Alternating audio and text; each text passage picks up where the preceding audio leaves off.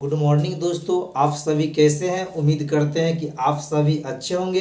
जैसे कि हम सभी लोग को पता है कि 24 सितंबर से बिहार पुलिस का एग्ज़ाम होने वाला है। तो आप इस 40 दिन में आप क्या करेंगे। क्योंकि हम लोग के पास अब 40 दिन ही बचा है, तो 40 दिन में हम लोग जितना हो सके हम लोग रिवीजन करेंगे। क्योंकि आप कितना भी पढ़ लिए, कितना भी किताब क्यों ना ख़त्म कर लिए, लेकिन आप उसको सही समय पर उसका रिवीजन नहीं कीजिएगा तो परीक्षा में उसका कोई मायने नहीं निकलेगा। और आप लोग अभी बिहार पुलिस के सेट मारते होइएगा तो कमेंट बॉक्स में बताइएगा कि आपका स्कोर क्या हो रहा है। और मैं प्रतिदिन 2-3 क्वेश्चन इस वीडियो के माध्यम से लास्ट में बताऊंगा, और वो क्वेश्चन आप लोग ज़रूर कमेंट करके उसका सही आंसर बताइएगा, जो कि बहुत ही महत्वपूर्ण क्वेश्चन होगा। आज का जो मेरा क्वेश्चन है वो साइंस के फिजिक्स ब्रांच से लिया गया है। अभी हम साइंस स्टार्ट किए हैं, धीरे धीरे आर्ट्स का भी सारा सब्जेक्ट लेंगे। आज जो मेरा पहला क्वेश्चन है भौतिकी का, वो है कार्य का एसआई मात्रक क्या है। तो कार्य का एसआई मात्रक ऑप्शन में है जूल, बी में है पार्सेक, सी में है डॉल्सन, डी में है एंगस्ट्रॉम। तो कार्य का एसआई मात्रक जूल होता है। कार्य का एसआई मात्रक क्या होता है दोस्तों, जूल होता है। ये जो पार्सेक है वह प्रकाश वर्ष की दूरी का मात्रक है। किसका मात्रक है, तो प्रकाश वर्ष की दूरी का मात्रक होता है। एक पार्सेक बराबर 3.26 प्रकाश वर्ष होता है। एक पार्सेक बराबर कितना होता है, तो 3.26 प्रकाश वर्ष होता है। ये प्रकाश वर्ष के दूरी का सबसे बड़ा मात्रक है। तीसरा ऑप्शन है डॉप्सन। जो डॉप्सन होता है ये किसको मापता है, तो ये ओजोन परत को मापता है। डॉप्सन किसको मापता है, तो ओजोन परत को मापता है। ये जो ओजोन परत होता है उसका जो फार्मूला होता है ओजोन का, वो O3 होता है। उसका फार्मूला क्या होता है, O3 होता है। चौथा जो मेरा ऑप्शन है वो है एंगस्ट्रॉम। ये एंगस्ट्रॉम क्या होता है, तो ये प्रकाश की तरंग दैर्घ्य की मात्रक होता है। प्रकाश की तरंग दैर्घ्य का मात्रक क्या होता है, तो एंगस्ट्रॉम होता है। और एक एंगस्ट्रॉम बराबर होता है 10 के पावर -10 मीटर। एक एंगस्ट्रॉम बराबर कितना होता है, तो 10 के पावर -10 मीटर। अगर इसको हम सेंटीमीटर में बदलेंगे तो 10 के पावर -8 सेंटीमीटर हो जाएगा, जो कि बहुत बार परीक्षा में पूछ चुका है। तो हम लोग समझ गए कि कार्य का एसआई मात्रक जूल होता है, और प्रकाश वर्ष की जो दूरी होता है उसको पार्सेक से मापते हैं। और जो डॉप्सन है ये ओजोन परत की लेयर को मापता है, यानी उसकी मोटाई को मापता है। और जो ये एंगस्ट्रॉम है ये प्रकाश की तरंग दैर्घ्य की मापता है। और एक एंगस्ट्रॉम बराबर कितना होता है, तो 10 के पावर -10 मीटर। अगर इसको हम सेंटीमीटर में कन्वर्ट करना चाहे तो 10 के पावर -8 सेंटीमीटर हो जाएगा। जो मेरा दूसरा क्वेश्चन है वो प्रतिरोधकता का एसआई मात्रक क्या है। ऑप्शन में है ओम मीटर, बी में है हर्ट्ज, सी में है नॉट, डी में है रेडियन। तो प्रतिरोधकता का एसआई मात्रक दोस्तों ओम मीटर होता है, इसको कहते हैं ओम। तो प्रतिरोधकता का एसआई मात्रक क्या होता है, ओम मीटर। ये है हर्ट्ज, सी नंबर में है नॉट, डी नंबर में है रेडियन। तो इसका सही आंसर क्या हो जाएगा, ओम मीटर। प्रतिरोध का एसआई मात्रक क्या होता है दोस्तों, तो प्रतिरोध का एसआई मात्रक होता है ओम, और प्रतिरोधकता का एसआई मात्रक होता है ओम मीटर। जो मेरा तीसरा क्वेश्चन है वो है प्रकाश की तीव्रता मापने के लिए किसका उपयोग करते हैं। तो प्रकाश की तीव्रता मापने के लिए किसका उपयोग करते हैं, ऑप्शन में दिया हुआ है altimeter, lux meter, audiometer, manometer. तो इसका सही आंसर होगा लक्स मीटर। क्योंकि अल्टीमीटर जो है वो उड़ती हुई जहाज की ऊंचाई को मापता है। जो उड़ता हुआ जहाज है और उसकी ऊंचाई को मापते हैं तो अल्टीमीटर से। जो लक्स मीटर है वो प्रकाश की तीव्रता को मापता है। लक्स मीटर किसको मापता है, प्रकाश की तीव्रता को मापता है। ऑडियोमीटर ये ध्वनि के तीव्रता को मापता है। ऑडियोमीटर किसको मापता है, तो ध्वनि के तीव्रता को मापता है। जिस तरह से प्रकाश की तीव्रता को लक्स मीटर के द्वारा मापा जाता है, उसी तरह ध्वनि की तीव्रता को ऑडियोमीटर के द्वारा मापा जाता है। डी ऑप्शन है मैनोमीटर। तो मैनोमीटर ये गैस का दाब को मापता है। ये किसको मापता है? गैस के दाब को मापता है। फिर से एक बार देख लेते हैं। प्रकाश की तीव्रता नापने के किसका उपयोग किया जाता है? लक्स मीटर के। अल्टीमीटर क्या करता है? तो उड़ते हुए जहाज की ऊंचाई मापता है। ऑडियोमीटर क्या करता है? तो ध्वनि के तीव्रता को मापता है। मैनोमीटर क्या करता है? तो गैस के दाब को मापता है। मेरा जो चौथा क्वेश्चन है वो है पायरोहीलियोमीटर। पायरोहीलियोमीटर का प्रयोग किसके मापने में किया जाता है? Option number A sun spot, option number B radiation, option number C विकिरण तापमापी, ऑप्शन नंबर डी मैनोमीटर। इसका जो सही आंसर होगा वो है सोलर रेडिएशन। इसका सही आंसर क्या हो जाएगा? Solar radiation. तो पायरोहीलियोमीटर का प्रयोग किसके मापने में किया जाता है? तो सोलर रेडिएशन को मापने में। किसके मापने में? तो सोलर रेडिएशन को मापने में। मैनोमीटर क्या होता है? तो मैनोमीटर बता दिए हैं, जो गैस के दाब को जो मापते हैं हम मैनोमीटर से नापते हैं। ये विकिरण तापमापी, ये इसको पायरोमीटर भी कहते हैं। विकिरण तापमापी को क्या कहते हैं? पायरोमीटर। पायरोमीटर क्या होता है? ये अत्यधिक उच्च ताप को मापता है। पायरोमीटर क्या करता है? अत्यधिक उच्च ताप को मापता है। मेरा जो पांचवा क्वेश्चन है वो है अदिश राशि कौन है? इनमें से कौन सा जो है वो अदिश राशि है? विस्थापन, बल, विद्युत धारा, दाब। इसका सही आंसर होगा विद्युत धारा। इसका सही आंसर क्या होगा? विद्युत धारा। ये है विस्थापन। विस्थापन का SI मात्रक होता है मीटर। दोस्तों विस्थापन क्या होता है? तो दो बिंदुओं के बीच न्यूनतम दूरी को विस्थापन कहते हैं।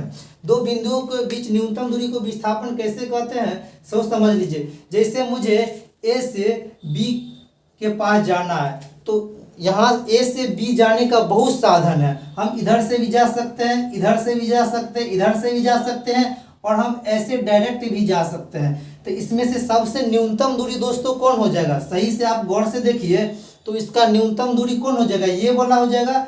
तो इसी को हम कहते हैं डिस्प्लेसमेंट यानी विस्थापन। चूंकि यह एक लंबाई है इसलिए SI मात्रक इसका क्या है? मीटर है। क्या है? मीटर है। तो ये एक सदिश राशि है। कैसी राशि है? तो सदिश राशि है। इसको अंग्रेजी में क्या कहते हैं? Vector quantity.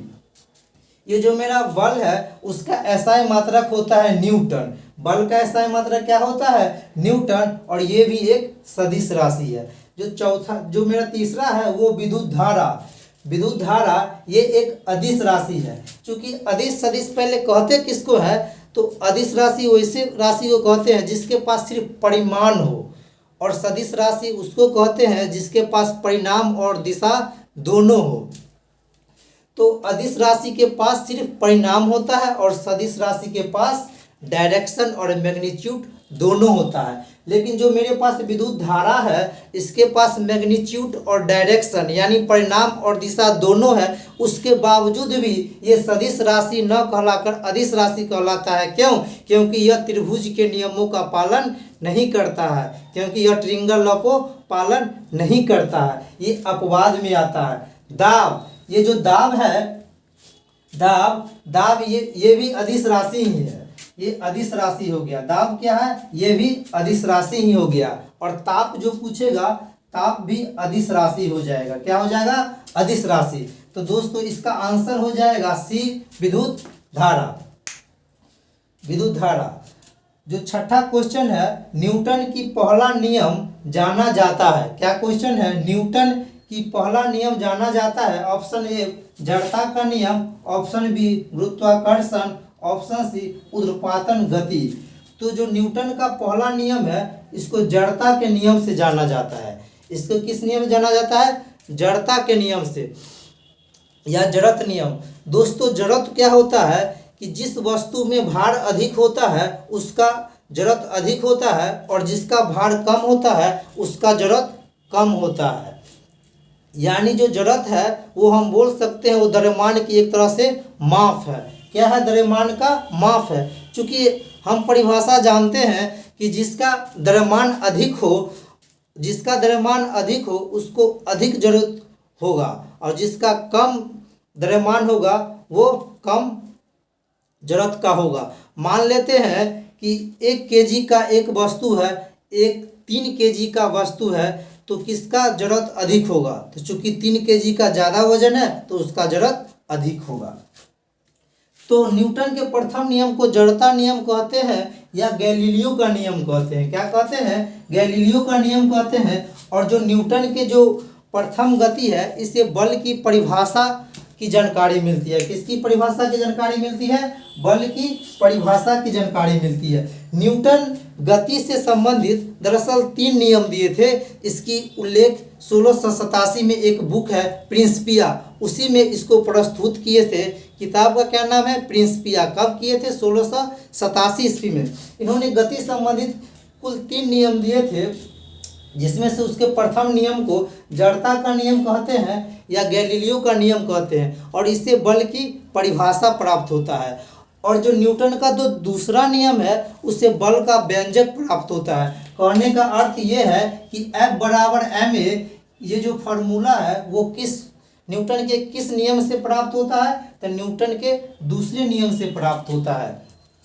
क्वेश्चन पूछेगा कि अगर बल की परिभाषा न्यूटन के किस, सॉरी दोस्तों लाइन कट गया था। तो हम लोग बात कर रहे थे न्यूटन की पहला नियम के बारे में। तो न्यूटन के प्रथम नियम से हम जड़ता के नियम कहते हैं। न्यूटन की पहला नियम को क्या कहते हैं? जड़ता का नियम कहते हैं। मेरा जो सातवां क्वेश्चन है, वॉशिंग मशीन का कार्य सिद्धांत किस पे आधारित है? वॉशिंग मशीन का कार्य सिद्धांत अपकेंद्रण पर आधारित है या अभिकेंद्रण पर या विसरण पर या अपोहन पर? तो वॉशिंग मशीन जो होता है वो अपकेंद्रण सिद्धांत पे क्या कार्य करता है? किस सिद्धांत पर कार्य करता है? अपकेंद्रण सिद्धांत पर। ये अपकेंद्रण क्या होता है कि मान लेते हैं ये मेरा सर्कल है, मान लेते हैं कि ये मेरा सर्कल है, ये मेरा सेंटर है, ये मेरा विड्थ है और ये मेरा केंद्र है। जब फोर्स बाहर की ओर लगता है तो उसको हम अपकेंद्रण करते हैं। क्या कहते हैं? अपकेंद्रण। जब बल बाहर की ओर लगता है उसे अपकेंद्रण कहते हैं, और जब बल अंदर की ओर लगता है उसे अभिकेंद्रक कहते हैं या केंद्राभिमुख कोण कहते हैं। तो अपकेंद्रण किसको कहते हैं? तो केंद्र से बाहर की ओर फोर्स लगता है उसको अपकेंद्रण कहते हैं, और जब केंद्र की ओर लगता है तो उसको अभिकेंद्र या केंद्राभिमुख कोण कहते हैं। और उसका जो फार्मूला होता है अपकेंद्रण का, अभिकेंद्रण का, F बराबर mv स्क्वायर, F बराबर mv स्क्वायर, F बराबर mv स्क्वायर r, F बराबर mv स्क्वायर r। आज जो मेरा 8वां क्वेश्चन है, त्वरण ज्ञात करने का सही सूत्र क्या है? A बराबर u माइनस टी। इसका सही आंसर क्या होगा? तो A बराबर u minus V by T. चूंकि जो फार्मूला होता है v बराबर u प्लस ए टी। क्या होता है फार्मूला? v बराबर u प्लस ए टी। अगर हम इस u को इधर ही छोड़ दे तो इसको v, ये प्लस में है तो माइनस में, ए टी बराबर u हो जाएगा। v ऐसा ही छोड़ दिए और u को इधर ही छोड़ दिए।